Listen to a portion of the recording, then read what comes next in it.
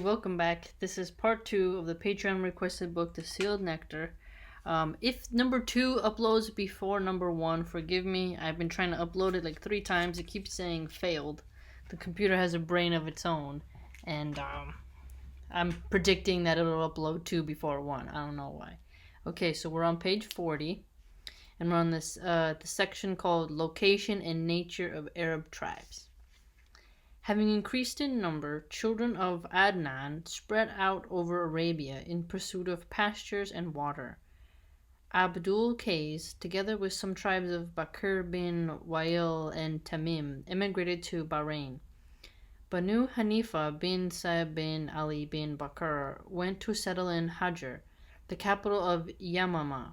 All the tribes of Bakr bin Wali lived in an area of land that included Yamama, Bahrain, Saif, Kazima, the seashore, the outer borders of Iraq, Abla, and Hait. Most of the tribe of Talib lived in the Euphrates area, while some of them lived in Bakr. Banu Tamim lived in the desert of Basra, Banu Sulaim in the vicinity of Medina, on the land stretching from Wadi al-Qura to Khaybar, onwards to Hara.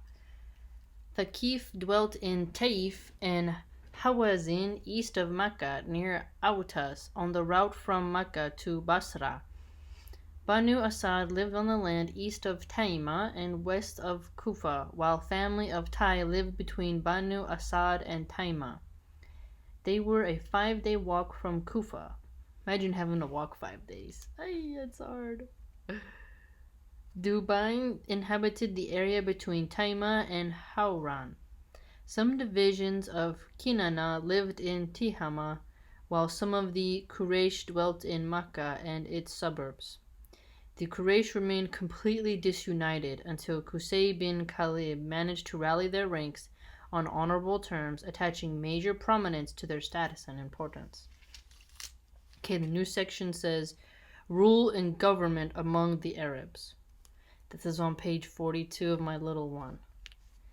When talking about the Arabs before Islam, we see that it is necessary to outline the history of rule, government, sectarianism, and the religious domination of the Arabs to facilitate the understanding of the emergent circumstances when Islam appeared.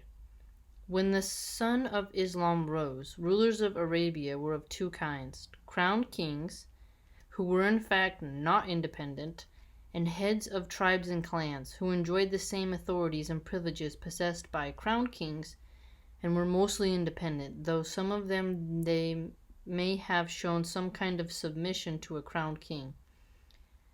The crowned kings were those of Yemen and those of geographical Syria, the family of Ghassan and the monarchy of Hira. All other rulers of Arabia were non-crowned. New section in bold says rule in Yemen. In Yemen, the people of Sheba were one of the oldest known nations of the pure Arabs. Mention has been made of them as early as the 25th century BC. According to excavations undertaken at Ur, their civilization flourished and their domain spread in the 11th century BC. It is possible to divide their ages to the following estimation. Okay, number 1 says, from 1300 to 650 BC, their nation was known as Ma'anya, during which their kings were called Makrib Sheba. Their capital was Sarwa, also known as Kariba, whose ruins lie approximately 50 kilometers northwest of Marib and 142 kilometers east of Sana'a. During this period, they began building the Dam of Marib, which had great importance in the history of Yemen. Sheba had so great a domain that they had colonies inside and outside Arabia. Number 2 says, from 620 BC to 115 BC, during this era, their nation was known by the name of Sheba. They left the name Makrib and assumed the designation of kings of Sheba. They also made Marib their capital instead of Sarwa. The ruins of Marib lie at a distance of 192 east of Sana'a. Number 3 says, from 115 BC until 300 CE, during this period, the nation became known as Himyariya. The first after the tribe of Himyar conquered the kingdoms of Sheba, making Redan their capital instead of Marib. Later on, Redan was called Zifar. Its ruins still lie on Mudawar mountain near the town of Yerim. During this period, they began to decline and fall their trade. Their trade failed to a great extent, firstly because of the Nabatean domain over the northern Hijaz, secondly because of the Roman superiority over the naval trade routes after the Roman conquest of Egypt, Syria, and northern Hijaz. See, what's cool about this is we're also going to learn about the other side to the history, right? Because originally you would learn about this from like the Roman perspective, right? But now we're going to see what it was like on the flip side. And that's what I'm excited about. And thirdly, because of the intertribal warfare, because of three above-mentioned factors, the families of Khatan remained disunited and scattered about. Divide and conquer, right? 4. From 300 CE until Islam dawned in Yemen, during this period the nation was known as Himyariya the second, and it witnessed increasing disorder and turmoil, followed by civil rebellion and outbreaks of tribal wars, rendering the people of Yemen liable to foreign subjection, and hence loss of independence. Yeah. Civil unrest can lead to so much, man. It really can. During this era, the Romans conquered Aden and even helped the Abyssinians, Ethiopians, to occupy Yemen for the first time in 340 CE, making use of the constant intertribal conflict in Hamdan and Himyar. You know what's interesting as a similarity to that is when the colonists came from Britain to, Northern America, and they were trying to take over the territory of all the different Native American tribes. They actually helped to make the tribes fight against each other, and it worked for a while. And even when they had the Confederates, the 5-tribe confederacy, had like the Iroquois and some other ones in it, it still failed. It was too late. So this is a common military tactic to cause the tribes to kill each other. Then whoever's left over come in, either take them as an ally or wipe them out as well. But you make the tribes do all the work for you, and then you come in with the final kill blow after the other side's already done all the dog work for you. It's a very common military tactic. The Abyssinian-Ethiopian occupation of Yemen lasted until 378 CE, where after Yemen regained its independence. Later on, cracks began to show in the Marib Dam, which led to the Great Flood, 450 or 451 CE, mentioned in the Noble Quran. This was a great event which caused the fall of the entire Yemeni civilization and dispersal of the nations living therein. Wow. I think I learned about that in geology, something like that. Because I think we learned it as a way where you're not supposed to build anything from now on. They probably still do. But in front of the dam, and then because if it does break, it'll wash out everything. But then again, some people could say, well, why are you building nuclear reactors by the ocean?